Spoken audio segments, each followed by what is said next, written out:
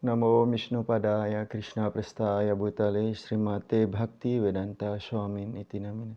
Namaste Saraswati Devi Gauravani Pracharine Nirvishesha Sunyavadi Prashatya Deshatarine. Om Namo Bhagavate Vasudevaya. Om Namo Bhagavate Vasudevaya. Om Namo Bhagavate Vasudevaya. Nigama kalpatarogalitam palam sukamukat amrita samyutam pibagata bagatam rasa malayam aharisiburi bawakaha narayanam namaskrityam naram cewa narotamam devim saraswatim yasham tato jayam mudirayet. Nasta presu abhadresu nityam bhagavata sevaya bhagavati utama slokhe bhaktir bhaiti naistiki mukam karati wacalang panglung lang hayati girin yat kripatam aham wande Sri Gurun Minatarinam. Konsepsi tentang Tuhan dan konsepsi tentang kebenaran mutlak adalah berada pada level yang tidak sama. Srimad Bhagavatam mengarahkan targetnya pada kebenaran mutlak. Konsepsi tentang Tuhan mengindikasikan penguasa, sedangkan konsepsi tentang kebenaran mutlak mengindikasikan sumum, bodum atau sumber utama di seluruh energi. Dalam hal ini tidak ada perbedaan opini mengenai ciri personal Tuhan sebagai penguasa, karena seorang penguasa tidak mungkin tanpa personal. Tentu saja dalam pemerintah modern, terutama pemerintahan yang demokratis, adalah tanpa personal sampai pada jajaran tertentu. Namun pada akhirnya kepala eksekutif tertingginya adalah satu personal atau seseorang. Dan aspek non-personalnya, pemerintah berada di bawah aspek personalnya. Jadi tidak diragukan lagi jika kita mengacu pada soal penguasa atas diri orang lain, maka kita harus mengakui adanya satu personal. Karena adanya penguasa-penguasa yang berbeda untuk berbagai pos pengaturan yang berbeda, maka akan ada banyak penguasa-penguasa kecil. Menurut Bhagavad Gita, setiap penguasa yang memiliki kekuatan khusus yang luar biasa disebut Vibhuti Mat Sattva atau penguasa yang dimandatkan oleh Tuhan. Ada banyak Vibhuti Mat Sattva, yaitu penguasa-penguasa atau dewa-dewa dengan berbagai kekuatan yang spesifik. Tetapi kebenaran mutlak adalah esa yang tiada duanya.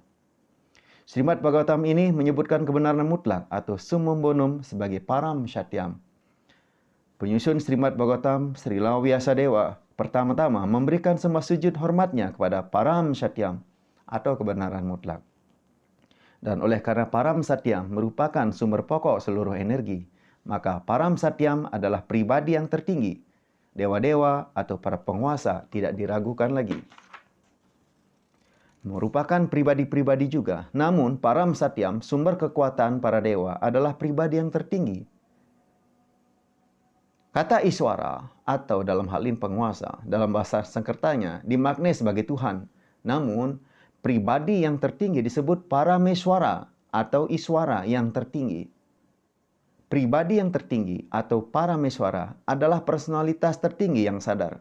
Dan oleh karena dia bukan mendapatkan kekuatannya dari sumber manapun yang lain, maka dialah yang paling independen. Dalam kitab-kitab suci Weda, Brahma dijelaskan sebagai dewa yang tertinggi atau pemimpin semua dewa lainnya seperti Indra, Chandra, dan Waruna. Tetapi Srimad Bhagavatam menegaskan bahwa Brahma pun tidak bersifat independen. Berkenaan dengan kekuatan dan pengetahuan yang dimilikinya, Brahma menerima pengetahuan dalam bentuk Weda dari pribadi yang tertinggi yang bersemayam di dalam hati setiap makhluk hidup. Personalitas yang tertinggi tersebut mengetahui segala sesuatu secara langsung, secara tidak langsung. Pribadi-pribadi yang individual yang sangat kecil, yang menjadi bagian dan terkait dengan personalitas tertinggi, mungkin mengetahui segala sesuatu secara langsung dan secara tidak langsung, berkenaan dengan badan atau ciri-ciri lahiriah mereka.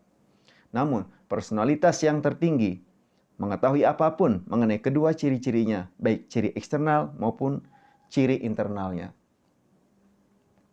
Kata-kata Janma di Asya menunjukkan bahwa sumber dari seluruh produksi, pemeliharaan maupun penghancuran adalah pribadi yang maha sadar yang sama. Bahkan dalam pengalaman kita saat ini pun, kita dapat mengetahui bahwasanya tiada sesuatu pun yang bisa dihasilkan oleh benda padat. Namun benda padat itu bisa digenerasikan dari entitas hidup.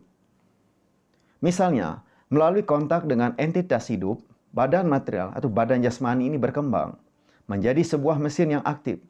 Orang yang pengetahuannya kurang adalah salah beranggapan bahwa mesin badaniah ini adalah makhluk hidup. Namun, kenyataannya adalah bahwa mesin badaniah ini berdasarkan pada sesuatu yang hidup tersebut. Mesin badaniah tidak berguna lagi segera setelah bunga api rohani keluar meninggalkannya. Sebenarnya, sumber asli dari seluruh energi material adalah pribadi yang tertinggi. Fakta ini dinyatakan dalam semua literatur Weda, dan seluruh eksponen pengetahuan spiritual telah mengakui kebenaran ini. Daya hidup itu disebut Brahman. Dan salah seorang acarya, dalam hal ini guru besar, yaitu Sripat Sangkaracarya, mengajarkan bahwa Brahman adalah substansi, sedangkan dunia kosmik adalah kategori. Sumber asli seluruh energi adalah daya hidup, dan secara logis dia diakui sebagai pribadi yang tertinggi. Karena itu, dia sadar akan segala sesuatu, baik masa lampau, masa sekarang, maupun masa yang akan datang. Dan juga setiap sudut manifestasi-manifestasinya, baik material maupun spiritual, makhluk hidup yang tidak sempurna, bahkan tidak mengetahui apapun yang sedang berlangsung di dalam badannya sendiri. Ia makan tetapi tidak tahu bagaimana makanan itu ditransformasikan menjadi energi ataupun bagaimana makanan itu memelihara badannya. Ketika makhluk hidup menjadi sempurna, ia menyadari segala sesuatu yang terjadi.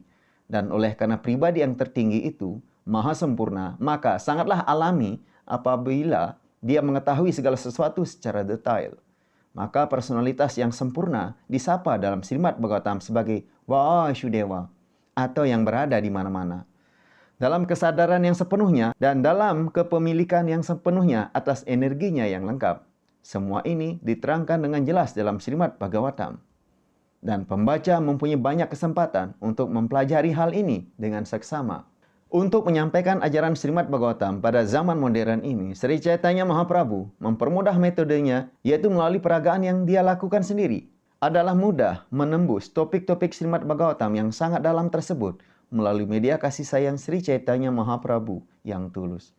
Karena itu, ringkasan riwayat dalam ajaran Sri Chaitanya dilampirkan di sini guna mempermudah para pembaca dalam upaya memahami nilai Srimad Bhagavatam yang asli.